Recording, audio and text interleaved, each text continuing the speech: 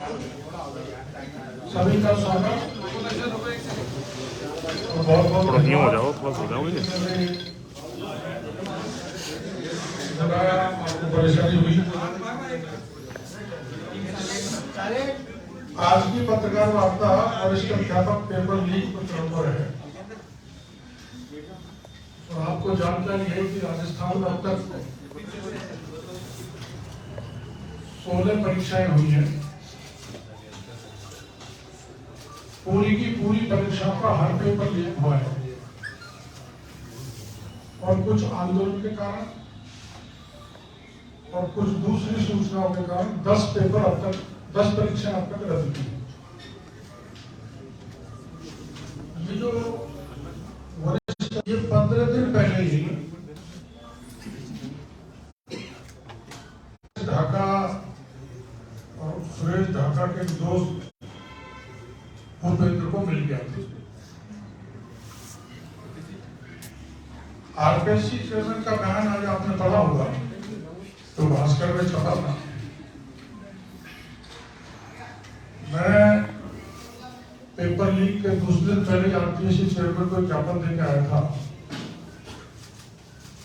और उनको कहा था कि आपके आरपीएससी से पेपर लीक हुआ है, इसकी जांच करवाएं।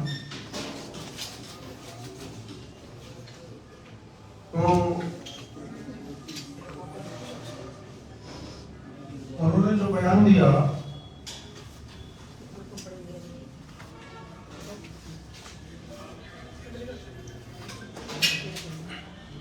और चेयरमैन साहब का कहना था कि गोपनीय शाखा पेपर हैंडलिंग नहीं करती है। तो फिर आखिर पेपर को बनाता कौन है? तो ये चेयरमैन साहब का गुमराह करने वाला बयान है।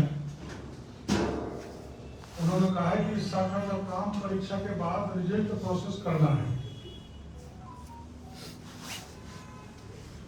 और वो कह रहे हैं कि इसमें भी सुरक्षा व्यवस्था का ध्यान रखा जाता है। इस शाखा के पास पेपर के बारे में जानकारी होना संभव नहीं है। आपको मैं थोड़ा प्रोसीजर बता देता हूँ। सेटर पेपर सेट करता है और पेपर सेट करके आरपीएससी को, स्टाफ को बंद लिफाफे में दे देता है। और जो मॉडरेटर होता है वो आरपीएससी का ही होता है। मॉडरेट उस पेपर को फाइनल करके आरपीएससी के पास चेयरमैन को या गोपनीय शाखा को भेज देता है। मॉडरेटर गोपनीय शाखा का हिस्सा है। सेटर भी एक तरह से गोपनीय शाखा का हिस्सा है। तो मॉडरेटर के बाद आरपीएससी के थ्रू, जो आरपीएससी के चेयरमैन का सबसे ज्यादा विश्वस्त होता होगा, उसके बाद पेपर प्रिंटिंग प्रेस में जाता है। ये तरीका है। तो मैं आरोप लगाना चाहता हूं मॉडरेटर के यहाँ से पेपर लीक हुआ है। मैं नाम इसलिए नहीं बताऊंगा कि जांच में दिक्कत आएगी, लेकिन वो नाम भी मेरे पास आ गया कि जिसने पेपर लीक किया है। इसलिए मेरा आरोप है कि आरपीएससी से पेपर लीक हुआ है। आरपीएससी के चेयरमैन को अपनी जिम्मेदारी समझनी चाहिए और थोड़ी भी नैतिकता है तो उनको इस्तीफा दे देना चाहिए।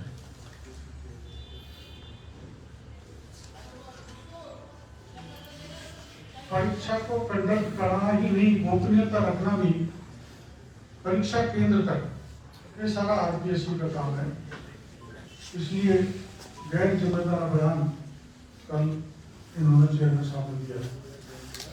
अब पेपर कौन कौन सी जगह गए? पेपर गए जयपुर में 4 गाड़ियों में, जोधपुर में 2 बस और 3 गाड़ियों में, जिसमें 3 इनोवा थी। बीकानेर में 3 गाड़ी, अजमेर में 2 गाड़ी, अलवर में 4 गाड़ी, भरतपुर में 5 गाड़ी दौसा में 2 गाड़ी, कोटा में कोई डिप्टी पद पर है, हैकर है, ऑनलाइन परीक्षा हैक करता है। इसने ऑनलाइन परीक्षा हैक की, रेलवे की, जेएन की, टेक्निकल हेल्पर की, रेलवे प्रोफेसर की, संविधान जेएनएम आदि की। कमलेश ढाका, सुरेश ढाका का छोटा भाई है, वो इस कैटेगरी में शामिल है। सुनील सारण, देवीलाल वनसरा, ये इसमें शामिल है। इसने रूपाराम धोरीमन्ना बाड़मेर में है, जो रशिया में बीएस कर रहा है। नरेश बिश्नोई, ये काबुल का निवासी है। सुनील भालू, संघ संघ उसका नेता है। और एक सुरेश साहू है, दूसरा बनवारी लाल मित्र है। एक है सुनील बीकानेर, कोचिंग पार्टनर है इनका, ढाका का। राजू ढाका, मदन पंपवाला, मनोहर एलटीसी, एक मंत्री जी का ये स्टाफ है। तो मंत्री जी का बात नाम भी अभी मैं नहीं बताऊंगा, बाद में अपने आप हो जाएगा इसको पकड़ने का। आपको जानकारी है कि जेईई में भर्ती परीक्षा का पेपर लीक हुआ था, तो उसका हमने आंदोलन किया था, वो रद्द हुई थी, एसओजी की जांच दी थी। ये पेपर लीक हुआ था शहीद मेजर दिग्विजय सिंह सुबेर स्कूल भोटवाड़ा से। उसकी स्कूल में कार्यरत परीक्षा प्रभारी लाइब्रेरियन पीटीआई ये जगदीश यादव ने ये पेपर दिया था भूपेंद्र और सुरेश ढाका को। आज दिनांक तक इस स्कूल का नाम पता एसओजी ने कर लिया, राजेंद्र यादव का भी पता लग गया, वो क्यूआर कोड से पता लगा, लेकिन आज तक एसओजी ने इसकी राजेंद्र यादव से आज तक जांच नहीं की, इसलिए किसमें सुरेश ढाका था। मैं एसओजी की भूमिका बता रहा हूँ आपको कितनी पक्षपात हो रही है। सुरेश ढाका जयपुर में लंबे समय से कोचिंग चला, उस कोचिंग का नाम था उमंग। जब इनका नाम पेपर लीक पाया सुरेश ढाका में, कई पेपर लीक में, तो सुरेश ढाका ने कोचिंग का नाम बदलकर अधिगम कोचिंग कर दिया। उसी जगह उसका नाम अधिगम कोचिंग कर दिया। मैंने पहले की पत्रकार वार्ता में आपको बताया था कि सुरेश ढाका ने आरएस परीक्षा 2018, अगर आपको ध्यान हो तो 2021 के कांस्टेबल पेपर लीक में पत्रकार वार्ता में मैंने आपको बताया था सुरेश ढाका का हाथ है। कई मीडिया के भाइयों ने उसको छापा भी था, लेकिन इनके रसूखात बहुत ज्यादा है सुरेश ढाका के, बड़ा पैसे वाला है। और किन किन से रसूखात है, विभिन्न के नेताओं से, उनका मैं नाम बताना ठीक नहीं समझता, हो सकता है उनके कारण ही बसता है। इसके दूसरे साथी जो ढाका का है भूपेंद्र उर्फ भूपी, इसके साथ कुछ पुलिस के लोग मिलकर भी पेपर लीक करते हैं और कुछ एसओजी के लोग भी उसमें शामिल हैं। मैंने पहले पत्रकार वार्ता में आपको बताया था कि एसओजी के लीक पेपर के जांच अधिकारी, मेरा नाम लिया था मोहन कोसवाल, वो इससे मिले हुए लीक पेपर लीक वालों से। और एक केंद्रीय जांच एजेंसी का एक व्यक्ति है, वो भी इससे मिला हुआ है, वो भी मैं इस समय बात नाम बताना ठीक नहीं समझता कि पुलिस की जांच में फर्क पड़ेगा। ढाका जो सुरेश ढाका है, उनकी एसओजी के एक अफसर की और सेंट्रल एजेंसी के एक अफसर की प्रॉपर्टी में साइलेंट पार्टनरशिप है, जिनको जानकारी है कि ढाका इस ढंग के अवैध अनैतिक काम करता है और वो समय समय पर ढाका को बचाते रहेंगे। सुरेश ढाका का कंडक्ट कभी भी ठीक नहीं रहा। आप सबको मीडिया वालों को जानकारी है कि इसके खिलाफ मनी लॉन्ड्रिंग का केस चल रहा है, बाहर से यहाँ आया, यहाँ अपना इंस्टीट्यूट खोल लिया। सुरेश ढाका के 15 लाख फॉलोवर है फेसबुक पर, जो मेरे भी नहीं। और मैंने जैसा कि आपको पहले निवेदन किया था, हाँ, इसमें क्वेश्चन में क्या हुआ है, 80 + 80 + 80 240 प्रश्न आरपीएससी द्वारा सुरेश ढाका ट्रेन को दे दिए। इन्होंने दिनांक 21 तारीख को होने वाला पेपर जो सामान्य ज्ञान का था वो 20 तारीख को दे दिए 240। समझ रहे हो? जिनको 21 को पेपर होना था उनको 20 तारीख को उपलब्ध करा दिया 240 क्वेश्चन।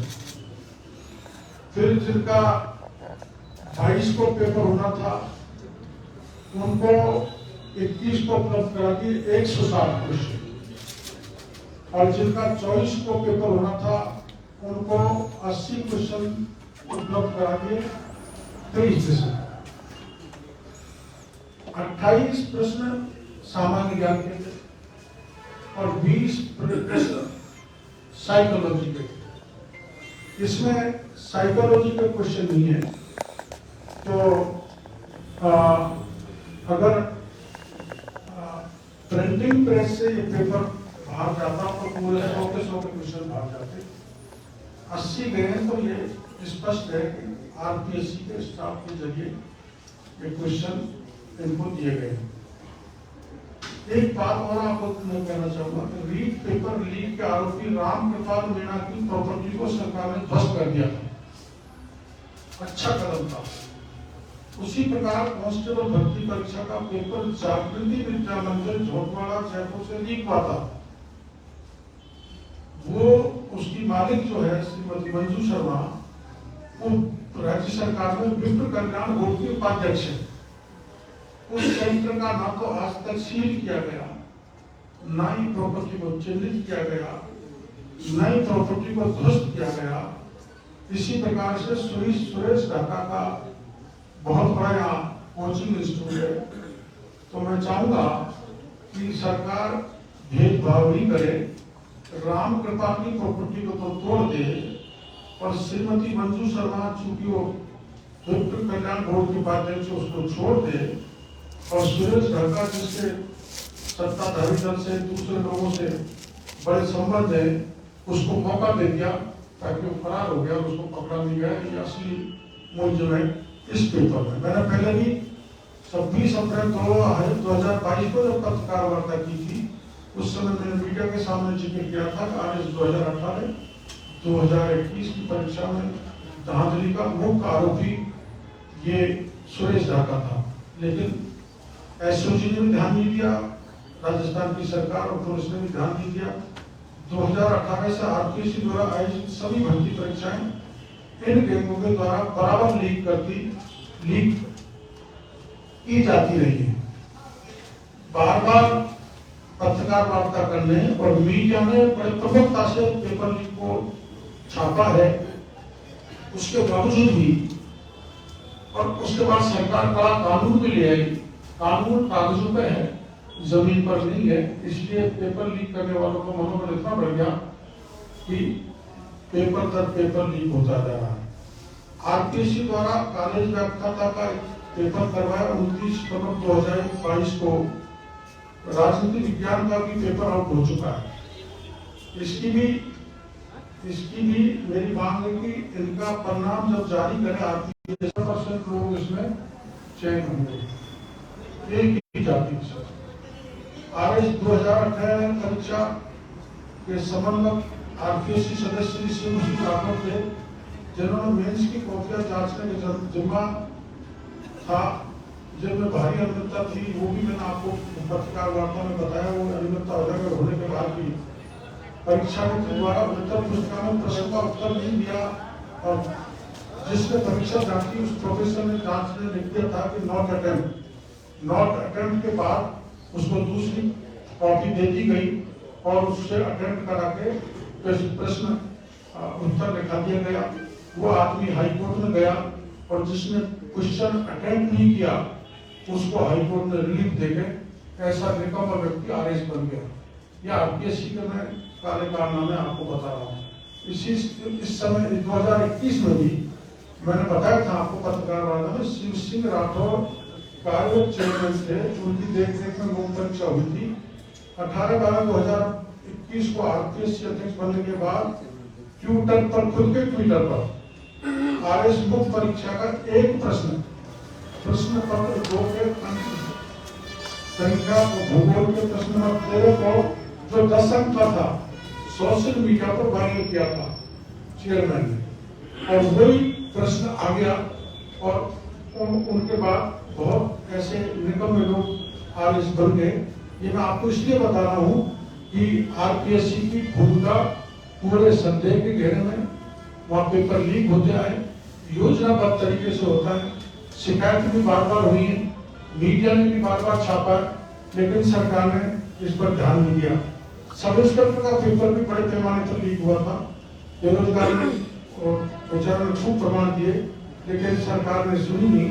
अंत में वो निराश होकर बैठ गए। एक ही गांव से आपकी जानकारी में आए थे कि 6 सब इंस्पेक्टर बन गए एक ही गांव से। इस प्रकार से पूरी आरपीएससी पर मेरा आरोप है कि आरपीएससी एक भ्रष्टाचार का केंद्र बनी हुई है। पेपर लीक ये जो अभी हुआ है ये आरपीएससी से हुआ है। और अगर मेरी मांग है सरकार से कि सुरेश ढाका को पकड़ेंगे तो आरपीएससी भी पकड़ी जाएगी। और मैं चाहूंगा कि राज्य सरकार की एजेंसी चाहे एसओजी हो, जब मैंने आपको बता दिया कि एसओजी के लोग भी इसमें पेपर लीक करवाने में शामिल है, कुछ बड़े लोग भी शामिल है और कुछ सत्ताधारी दल के लोग भी इससे जुड़े हुए हैं, कुछ बेरोजगार छात्र संघ यूनियन के लोग भी इसमें निकलेंगे। तो इसकी मैं सरकार से मांग करता हूँ कि सीबीआई की जांच कराई जाए। राज्य की एजेंसी फिर वही होगा जैसे रीट में हुआ था। मैंने आपको कहा था कि शिक्षा संकुल डीपी जारोली तक मैंने रीट का मामला आपको वहां तक बताया था। सरकार ने आनंद फानंद में डीपी जारोली को बर्खास्त कर दिया था। बर्खास्त के बाद डीपी जारोली ने राजनेताओं पर का होना हाथ होना बताया था। मैंने आपको राजीव गांधी स्टडी सेंटर का इन्वॉल्वमेंट भी बताया था। और आखिर में छोटे लोगों को, मछलियों को तो पकड़ लिया सरकार ने, लेकिन डीपी जारोली को क्लीन चिट दे दी। इसलिए मेरे को लगता है कि यहाँ सुरेश ढाका को भी सरकार क्लीन चिट दे सकती है। अतः मैं सरकार से मांग करता हूँ कि अब ज्यादा राजस्थान की जनता, राजस्थान के बेरोजगार बार बार के इस पेपर लीक को, जो अब तक 16 बार हो गया, बर्दाश्त नहीं कर सकते। कानून की स्थिति भी बिगड़ सकती है। मैं मुख्यमंत्री गहलोत जी से निवेदन करूंगा कि इसकी जांच सीबीआई से कराएं, सब इंस्पेक्टर की भी कराएं, और जो आरएस के मैंने बताए उनकी भी कराएं, जिससे दूध का दूध और पानी का पानी हो सके और राजस्थान के लाखों बेरोजगारों को न्याय मिल सके। आपने पहले भी जो आउटलेट पेपर कहा था कि सीबीआई से जांच कराई जाए, लेकिन सरकार ने कराई नहीं थी। अब हम तो कह सकते हैं, आंदोलन भी कर सकते हैं, लोकतांत्रिक तरीके से बड़ा आंदोलन करके सरकार का ध्यान आकर्षित कर सकते हैं, पर इसलिए भी कराई। पहले जो लीक का पेपर लीक हुआ था तो मैंने आपको कहा था उसमें 5 लीक तो मंत्री और 5 एमएलए शामिल है।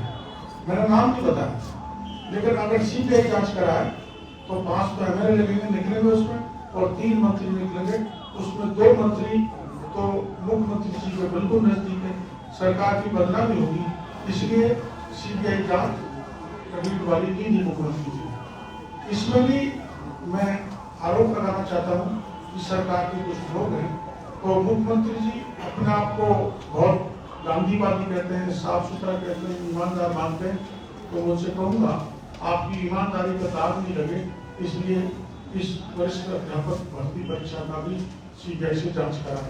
बाकी की परीक्षा जो मैंने बताई है उनकी भी अगर सीबीआई से जांच हो जाए तो बच्चों के साथ क्या हो सकता है। आपने कहा था कि मंत्री का जो कर्मचारी है वो भी इस बार पेपर में शामिल है, क्या आप एसओजी को पुलिस को ऐसे सबूत देंगे इस बार भी? मैं बराबर पहले एसओजी को सबूत देते हैं। मैं कानून को कह है ये मैंने ये मंत्री, अब ये जो मंत्री जी का स्टाफ है इस पेपर लीक में, वो नाम जो भी जांच एजेंसी उसको मैं दे दूंगा। आप बता रहे हो सर, आप बता रहे हो कि आरपीएससी के मॉडरेटर के यहाँ से पेपर लीक हुआ। मॉडरेटर कौन है जिसने ये पेपर लीक किया? अब इनको आप पहले बताना ठीक नहीं है। इसमें वो भी जैसे सुरेश ढाका भागा है, हाँ। वैसे भाग जाएगा उनको मिलने वाला नहीं। मैं एजेंसी को बताऊँ। जी मेरा ये सवाल था कि 2013 में आरपीएस का परीक्षा लीक हुआ था, उसमें चेयरमैन मुख्यमंत्री अशोक गहलोत ने बनाया था उनको आरपीएससी का चेयरमैन। इस बार भी मुख्यमंत्री अशोक गहलोत नहीं बनाया, तो मास्टरमाइंड में मुख्यमंत्री अशोक गहलोत तो नहीं है। नहीं, ऐसा तो नहीं।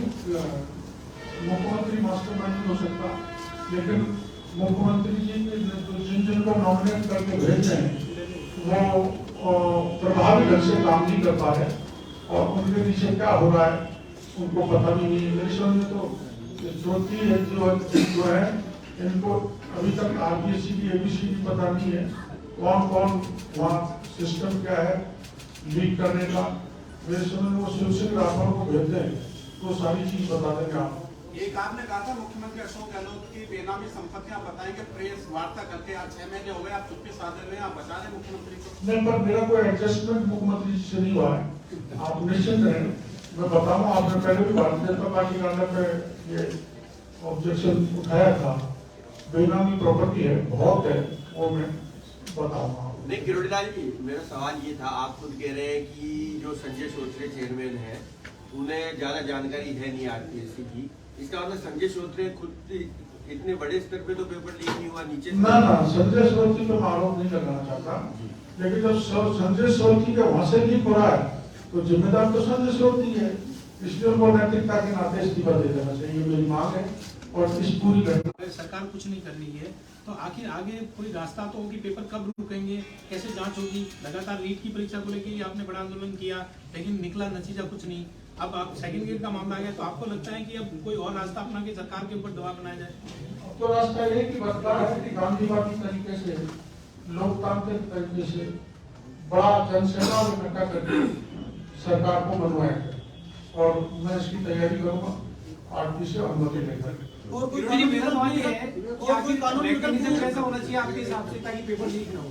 जी, मैकेनिज्म क्या डेवलप करे सरकार से? मैकेनिज्म तो सरकार कानून ले आई, लेकिन उसको धरातल पर पालन करने की कमी है। और सबक ऐसा सिखाना चाहिए, जैसे वो जो रामकृपाल था उसकी प्रॉपर्टी ध्वस्त कर दी, तो फिर किसी की हिम्मत नहीं करती। मतलब कानून का डर खौफ इतना रहना चाहिए, जब वो कानून तो बना दिया पेपर लीक का, लेकिन कानून की पालना आप धरातल पे नहीं करें, बल्कि आप उनको बचाने में लगे। आप बताओ दीपी चारों को क्यों बचाया सरकार ने? उसके खिलाफ कार्रवाई होनी चाहिए। आपने सुरेश ढाका को क्यों छोड़ दिया? वो तो परसों नहीं बैठा था, चाय पी रहा था। इसलिए जो सरकार जो बचाने में लग जाती है असली अपराधियों को, तो उनका बनाया कानून भी निर्भूल है, कोई काम का नहीं है। जो काम जितना कानून बनाया अगर उस पर भी सरकार सख्ती से कार्रवाई कर दे तो 70-80% पेपर लीक होने से बच सकता है। सरकार आएगी तो कराएगी कार्रवाई, ऐसे लोगों की परीक्षा की जांच होगी अगर ये माना जाए भाजपा आएगी तो होनी चाहिए। आपके पास एविडेंस है, आप इतने एविडेंस पेश करें, तो आपको लगता है कोर्ट के लिए आप सीबीआई की जांच की मांग करें? क्योंकि सरकार अगर सीबीआई की जांच नहीं करे तो लीगली भी जा सकते हैं। आपको पता है तो आप लोगों ने रीट के मामले में मांग रहे थे, और सरकार की एजेंसी ने इतनी उसमें कीन अटेंशन दिया कि अदालत ने उसमें आदेश नहीं किए। लेकिन इसमें आपने सवाल सही किया है, इसमें हम जाएंगे सभी पेपरों का लेके और ये हम कोर्ट में जाएंगे। अदालत ने अगर मेहरबानी कर दी तो ये काफी रीट को लेकर के आप ईडी में भी गए थे, आपने ईडी में भी लिखित में दिया था, उसका क्या रहा था? सरकार यहाँ सरकार है ईडी में, ईडी आने वाली है, ये आने वाली जितनी ठंड सर्दी पड़ेगी तो ठीक होगा रास्ता में, उधर ईडी आ जाएगा। जांच दी जाए इसकी जो नकल हो रही है सब एसओजी का डीजी पर भी हम अशोक राठौर को कोई शक नहीं करते, मेरी नजर में तो अच्छे लगते हैं, लेकिन उनके नीचे जितने बैठे हैं पार्टी भ्रष्टाचारी जो पेपर लीकेज से मिले उनकी जानकारी नहीं है। मैंने उनको भी व्यक्ति से बता दिया कि आपके यहाँ कौन कौन गड़बड़ है, शायद वो क्यों नहीं कार्रवाई कर पाते। मेरे को ये लगता है कि कोई एमएनएस बैठा है, अशोक राठौर बैठा है, तो कोई किसी को बैठा है, सरकार का दबाव इसमें है ऐसी परीक्षाओं में। मैंने आपको भी पहले कहा था, नीट का जब पेपर लीक हुआ था, कि ऐसे बड़े लोगों के हाथ इसमें निकलेंगे जो एसओजी हाथ नहीं डाल पाएगा, इसीलिए मामला सीबीआई को देना चाहिए। उसमें मैं आज आपको फिर दोहरा रहा हूँ, 5 एमएलए और 3 मंत्री, 2 मंत्री तो मुख्यमंत्री जी को बड़े नजदीक है लीक पेपर लीक में, इसलिए एसओजी काम नहीं कर पा रही। जब ऐसा कोई नाम इस पर टीचर की परीक्षा में निकल जाएगा तो फिर अधिकारी को दबा दिया जाएगा, क्या एमएलए करेंगे, करेगा। तो स्टेट एजेंसी नहीं कर सकती, इसलिए सीबीआई की जांच मैं दोहराता हूँ। आपको लगता है कि मास्टरमाइंड 24 के तारीख को नाम पेपर आउट हुआ पे था, मास्टरमाइंड के नाम पे जिस तरह से 24 तारीख को पेपर आउट हुआ था, सबके सामने आ गया था वो, क्या आपको लगता है कि 21 बैच वाला भी हुआ होगा? तीनों पेपर लीक हुए हैं, हम ये कहना भूलेगा आपको। तीनों पेपर 15 दिन पहले आरपीएससी से सुरेश ढाका भूपेंद्र के हाथ में आ गए थे, वाया आरपीएससी का स्टाफ, जिसका नाम बता, ये पक्का कह रहा हूँ, कोई निकलेगा नहीं, वैसे ही कह रहा हूँ जैसे शिक्षा संकुल में डीपी जारौनी का नाम दिया, ऐसे मैं बड़े विश्वास के साथ कह रहा हूँ, 1% भी आप इस पर वो नहीं करें कि इसका हाथ आरपीएससी के स्टाफ तक, मॉडरेटर या गोपनीय शाखा तक पहुंचेगा, अगर ईमानदारी से गहलोत सरकार ने काम किया। डॉक्टर साहब, आपने ये भी कहा कि जो केवल उदयपुर में नहीं हुआ पेपर लीक, बाकी जगहों पर भी कारों से और इनोवा वगैरह से पहुंचाए गए और तीनों दिन पहुंचे ये पेपर। तीनों दिन हिंदी के, इंग्लिश के और जीके पूरा पेपर लीक विभिन्न स्थानों पे चले। मैंने स्थान बना दिया आपको, जो मेरी जानकारी में आया इस इतने वाहनों से। मैं दूसरी जो पत्रकार रिपोर्ट आए, पत्रकार वार्ता करूंगा, उसमें और भी तथ्य सामने लाऊंगा, और बाद में जो करूंगा उसमें मैंने वाहनों के नंबर भी बता दूंगा। मैं सरकार से, जांच एजेंसी से इस समय ये कहना चाहता हूँ, जो गाड़ी, जो बस आपने उदयपुर में पकड़ी है, वो बस 21, 22, 24 बराबर टोल से निकली है, सीसीटीवी कैमरे में आई है, भरी हुई आई है, खाली गई है, तो आप उसी की जांच कर लो, उसी की जांच कर लो। वो बस ही बता दे कि हाँ मैं भर के ले गया 3 दिन तक परीक्षा केंद्र पर और खाली लाया। इसी ढंग से ये सारी गाड़ियां हैं इनके, इन जिलों में जो मैंने बताई है, वो पेपर ले गई, बच्चों को पढ़ाती गई, इसी ढंग से हूँ छोड़ के आई, यही प्रक्रिया अपनाई। डॉक्टर साहब, मास्टरमाइंड के नाम पे कई लोगों का नाम लिया जा रहा है जो कि गिरोह चला रहा है, लगातार पुलिस धरपकड़ में लगी हुई है। क्या आपको नहीं लगता है कि कहीं ना कहीं शिक्षा मंत्री इसके लिए जिम्मेदार है या आला अधिकारी इसके लिए जिम्मेदार है, जो कि बच्चों के भविष्य के साथ खिलवाड़ कर रहे हैं? शिक्षा मंत्री नहीं, राजस्थान के मुख्यमंत्री जिम्मेदार। राजस्थान के मुख्यमंत्री ने जब नीट की परीक्षा हुई थी और जब गोविंद सिंह जी डोटासरा ने, मुख्यमंत्री जी ने कहा था हमारा नाम मैनेजमेंट और परीक्षा सफल कराने में, तो राजस्थान के मुख्यमंत्री जिम्मेदार है 16 परीक्षा को लीक करवाने में। उनका मैं सीधा हाथ नहीं समझता, उनका लापरवाही है, उनका निकम्मापन है, वो प्रभावी नहीं है, और 10 परीक्षा रद्द हो चुकी। तो केवल शिक्षा मंत्री नहीं, राजस्थान के मुख्यमंत्री, गृह मंत्री भी हैं, और पुलिस के लोग मिले हुए हैं, एसओजी के लोग मिले हुए हैं, नगर माफियाओं के, मैं हम नाम मीडिया भी बार बार बता रहा है, मैं उन 5 एमएलए से आज तक आपने पूछताछ क्यों नहीं होती? उन 3 मंत्रियों से जो मैंने रीट में नाम बताया एसओजी को, उनसे आज तक पूछताछ क्यों नहीं की? डीपी जारौनी को आपने बर्खास्त इसलिए किया, पेपर लीक में शामिल था, तो उसको क्लीन चिट क्यों दे दी? इसलिए राजस्थान के मुख्यमंत्री जिम्मेदार है। अभी उपयुक्त समय है कि राजस्थान के मुख्यमंत्री को नैतिकता के आधार पर मुख्यमंत्री पद से इस्तीफा देना। आप बीजेपी के राज्यसभा सांसद हैं और पहले भी आपने नीट का इतना बड़ा इशू उठाया और आपने तब कहा था कि पार्टी पूरी मुझे एश्योर करके गई है कि पूरे राजस्थान में हर विधायक इस इशू को उठाएगा। आज भी आप जो है यहाँ प्रेस क्लब में प्रेस कॉन्फ्रेंस कर रहे हैं, पार्टी के मंच पे आपकी प्रेस कॉन्फ्रेंस भी नहीं हो रही है और न ही कोई पार्टी की कब प्रेस कॉन्फ्रेंस हो गई थी, राजवर्धन जी ने की थी, और वो इसलिए मैंने आज यहाँ कर डाली। कुछ तथ्य मेरे साथ, मेरे पास प्रमाण ज्यादा थे, वो मेरी जानकारी में नहीं था। राजवर्धन जी की पत्रकार वार्ता का मैं वहां के शामिल हो जाता, ये कोई एडिशनल प्रमाण जो पुख्ता प्रमाण मेरे पास है, इसलिए मैंने आपको तस्वीर दी। यहाँ अभी पार्टी ने तो रीट का वो बड़ा जबरदस्त प्रदर्शन किया था, सिविल लाइन पे लाठीचार्ज हुआ था। उसके बाद हमने किया था, वहाँ गए थे विधानसभा की तरफ, तो वहाँ भी लाठीचार्ज हुआ था। हमारे अध्यक्ष जी की चोट लग गई थी, उनके राष्ट्र भी बना था।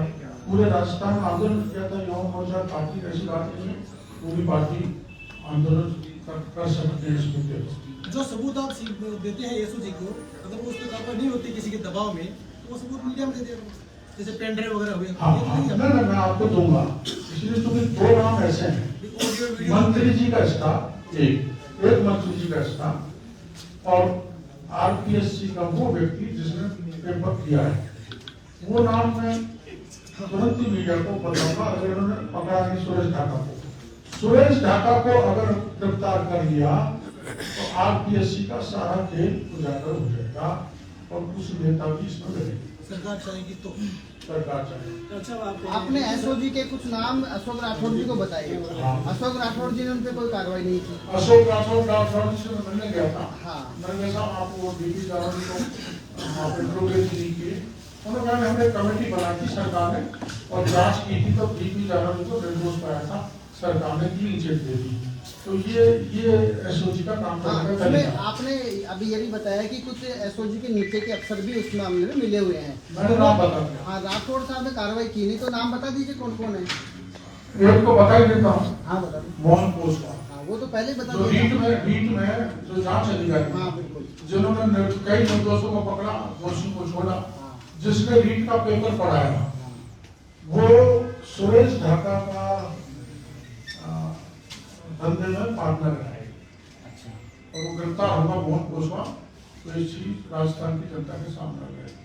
जो पेपर लीक कर रहा है, जो जिसके खिलाफ पीटी का मामला दर्ज है, बराबर 2018 से बल्कि पहले से पेपर लीक कर रहा है, उसमें उनके पार्टनर से गए मोहन पोस्वाल और एक और मैं अधिकारी, उसका नाम भी मालूम कर रहा हूँ। सर, उन नेताओं का नाम भी बता दीजिए ताकि जनता के सामने तो वो बेनकाब हो, कार्रवाई होगी तब होगी। ये भी बता दूंगा जल्दी।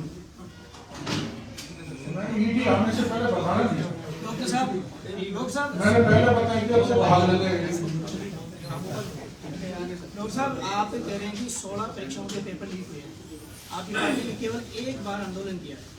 क्या ऐसा नहीं लगता है कि पार्टी जो है विपक्ष के नाते फेल हो गई? मैं ऐसा नहीं है, पार्टी ने पूरे राजस्थान के 200 विधानसभा क्षेत्रों में सिर्फ एक बार आंदोलन, मैं 200 विधानसभा क्षेत्रों में पार्टी गई है। 14 लाख शिकायत हुई है और जन आक्रोश सभाएं चल रही है। मैं भी 5 से और जाने वाला हूँ। पार्टी जमीन पर गाँव गली गली तक जितने भी मुद्दे हैं उसके लिए सकते हैं। करोड़ जी, मेरा एक सवाल है, क्या ऐसे कारण है कि इतने बड़ी बड़ी वारदातें हो रही है, इतने पेपर आउट हो रहे हैं राजस्थान में, उसके बावजूद राजस्थान में राहुल गांधी जी की जो भारत जोड़ो यात्रा सफल यात्रा के रूप में हुई है, बजाय बीजेपी की जन आक्रोश यात्रा की? नहीं, ऐसा नहीं है। महंगाई राजस्थान में डीजल और पेट्रोल पर सबसे ज्यादा रेट है, इसलिए सबसे ज्यादा महंगाई राजस्थान में। राजस्थान में 24.5% बेरोजगारी है। बेरोजगारी महंगाई लेके चले 24.5%, 38 लाख बेरोजगार है राजस्थान में। वो कह रहे देश में तनाव है। राजस्थान में सबसे पहले कन्हैया का सर कलम किया था। राजस्थान में भीलवाड़ा में हत्या हुई थी, करौली में हुआ था, जयपुर में जो वो कावड़ी पे हमला हुआ था। तो सबसे ज्यादा तनाव है, सांप्रदायिक दंगे या जातिगत तनाव हुआ है तो राजस्थान में हुआ है। वो ये कह रहे थे भाईचारा बिगड़ा, भाईचारा राजस्थान में बिगड़ा, तनाव राजस्थान में बिगड़ा। सबसे ज्यादा महंगाई राजस्थान में, सबसे ज्यादा बेरोजगार राजस्थान में। तो सबसे ज्यादा मंदिर के पुजारियों को आपके हवाले किया तो राजस्थान में किया है। 30,000 बीघा में से 18,000 बीघा जमीन पर भूमाफियों को कब्जा है। और सबसे ज्यादा अत्याचार दलित और महिला पे हुए तो राजस्थान में हुए। 30 दिन से एक भीड़ को मार दिया सरोज में, कलेक्ट्रेट के सामने धरने पर बैठे हैं। देवगढ़ में पुजारी को पैर पर छिड़क के आग लगा दी, बेटे को पेड़ से बांध दिया, उसके सामने आग लगा दी, वो मर गया। वो कानून की स्थिति, ये सब मामले को लेके राहुल जी जा रहे थे दौसा से अलवर की तरफ। मैं ज्ञापन देने निकला था महिला अत्याचार, दलित अत्याचार, आदिवासी अत्याचार पर, महंगाई पर, इस पर अपने बेरोजगारी पर, किसानों के कर्जे पर, ऐसे 7 मुद्दों को लेकर वो उधर से आया था। मैं 11 किलोमीटर चला और रात हो गई थी, ठंड ज्यादा थी तो मैं रुक गया एक जगह। वो by the way Rahul ji का टेंट था, वहाँ हम रुक गए। 3000 आदमी हम चले थे और फिर सरकार, हमने कहा राहुल जी को जिन मुद्दों पे राहुल जी बोल रहे हैं वो सारे के सारे मुद्दे राजस्थान में हैं, उनका समाधान राहुल जी करें, हमारी सुनवाई करें। पहले तो उन्होंने मना कर दिया, आखिर में सरकार तैयार हो गई और 20 तारीख को राहुल जी के साथ किसानों ने, जवानों ने, महिलाओं के प्रतिनिधिमंडल ने, पुजारियों ने, बड़े 7 मुद्दों के 7 लोगों ने राहुल जी से बात की मुख्यमंत्री जी की उपस्थिति में। सीएचए का भी मुद्दा था और मुख्यमंत्री जी को कहा है कि मंदिर माफी की जमीन पर कब्जा हो रहा है, कानून बनाने की बात करें तो कानून बनाओ और बेरोजगारी इतनी क्यों है इसको सही करो, किसानों के कर्जे माफ करो। मुख्यमंत्री जी ने कहा बताया कि मैंने स्थगित कर दिए, तो राहुल जी ने कहा स्थगित करने से काम नहीं चलेगा, उन सबको माफ करो। इतनी बात हमने उनके सामने रखी है, तो वो सारे के सारे मुद्दे हमने उनके सामने रखे। वो अशोक का घोड़ा था ना, वो राजस्थान में रुका, रोक के हमने उनको सारी बात कही है और सरकार से राहुल जी ये कह के गए इनका समाधान करो। तो ऐसा नहीं है कि केवल भाषण देने से बेरोजगारी इतनी हो गई, तनाव इतना फैल रहा है, भाईचारा खत्म हो रहा है, वो सब राजस्थान में मौजूद है। तो मैं उस यात्रा को सफल नहीं मानता। जिस राजस्थान में जिस कांग्रेस का राज है वहाँ सारी की सारी समस्याएं बढ़कर मौजूद है जो राहुल गांधी जी बोल रहे हैं। आपने भाईचारे की बात करी, जात गुजर सबकी सेवा करना चाहता हूँ, उसको कैसे देखते हैं? जाट मीणा गुजर से भाईचारा रखना चाहते हैं तो जो गुजर है सचिन पायलट उसको गद्दार क्यों कहते हैं, उसको निकम्मा क्यों कहते हैं? यही होता है का जाति का सम्मान करना। और मेरों को तो ये कहते हैं वो तो अपराधी, मेरों को तो कहते हैं अपराधी। और जाटों का उसने क्या इलाज किया, धरती से बेटा की जाटों की राजू। तो कहने का कुछ है, गहलोत साहब का करने का कुछ है, तो कोई भाईचारे वाली बात